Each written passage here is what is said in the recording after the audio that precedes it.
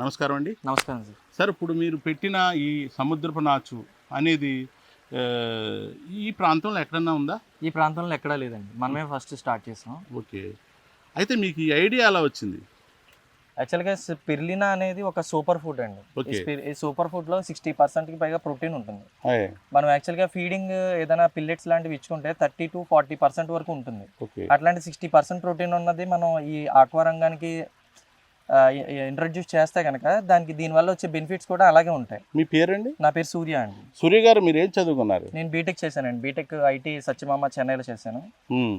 2024లోని ఈ plan start చేసాం October. మరి మీరు ఇంత చదువుకుని ఐటీలో చేశానంటున్నారు. అవునండి. అటువంటిది మీరు చాలామంది మంచి మంచి ఉద్యోగాల కోసం వెళ్ళిపోతున్న ఈ తరుణంలో అవునండి. మీరు సొంత ఊరు వచ్చేసి ఈ ప్లాంట్ ఏర్పాటు చేసుకోవడంలో అసలు ఏంటి ఉద్దేశం ఏంటి?